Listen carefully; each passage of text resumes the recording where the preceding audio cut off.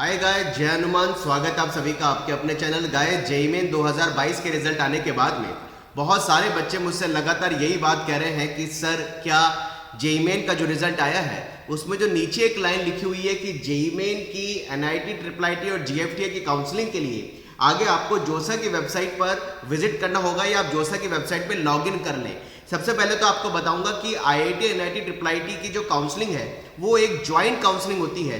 और joint counselling का मतलब होता है कि पहले आईआईटी एडवांस का एग्जाम होगा, एडवांस का एग्जाम होने के बाद उसका रिजल्ट 11 सितंबर को आएगा और 12 सितंबर से आपकी आईआईटी, एनआईटी, ट्रिपल आईटी की ज्वाइंट काउंसलिंग होगी। इसका मतलब है कि अगर आपके रिजल्ट में जेईई को लेकर के मेरे पास बहुत सारे बच्चों के कॉल आ रहे हैं, बहुत सारे पेरेंट्स भी इस तरीके से कंफ्यूज है कि सर एनआईटी का रिजल्ट जेईई मेन का तो आ चुका है, अब हम क्या करें, जोसा की वेबसाइट पे कोई अपडेशन हमें मिल नहीं रहा है और हमारे रिजल्ट में लिखा हुआ है कि आगे के प्रोसेस के लिए आपको जोसा की वेबसाइट पे जाना होगा।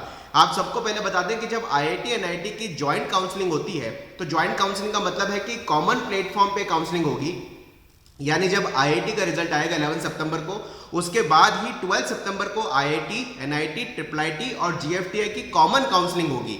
यानी अभी आपका जो जेईई मेन का रिजल्ट आया है, इस रिजल्ट के बेस पे आपको एनआईटी की काउंसलिंग के लिए अभी परेशान नहीं होना है, क्योंकि पूरा 1 महीने का टाइम आपको एनआईटी की काउंसलिंग के लिए अभी हाथ में मिला हुआ है। तो मैं सारे बच्चों को कहना चाहूंगा कि जेईई मेन के रिजल्ट को लेकर के किस तरह का कंफ्यूजन मत रखिएगा। अभी आपके पास जो रिजल्ट आया है ये जेईई मेन का रिजल्ट है, लेकिन काउंसलिंग का जो पूरा प्रोसीजर है वो एडवांस का रिजल्ट आने के बाद में ही ज्वाइंट काउंसलिंग का ऑप्शन चालू होगा, जिसमें आपको सारे कॉलेज के सीक्वेंस को सिस्टमेटिकली भरना होगा।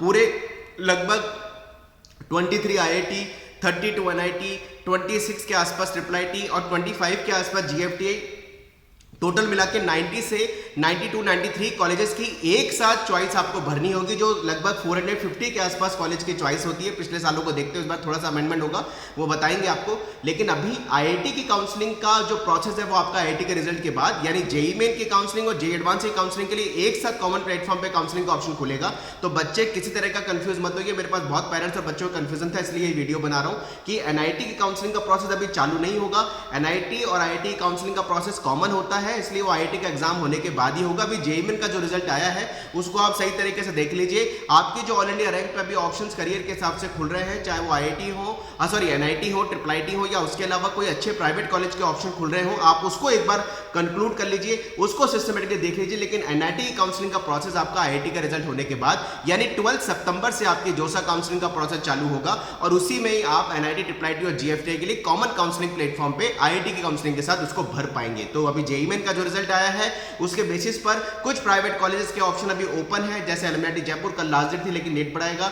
निर्मा की लास्ट डेट कल थी, डेट बढ़ाएगा। ये जेईई मेन के बेसिस पर एडमिशन देते हैं। थापर का ऑप्शन दोबारा खुल चुका है, आप इसके लिए अप्लाई कर सकते हैं। साथ साथ आपके पास अभी ट्रिपल आईटी बैंगलोर का ऑप्शन खुलेगा, ट्रिपल आईटी हैदराबाद का ऑप्शन खुल चुका है, 2 सितंबर लास्ट डेट है। एलएमआईटी का ऑप्शन जैसे मैंने बताया कि 10 अगस्त लास्ट डेट थी, लेकिन डेट बढ़ेगी अभी इसकी।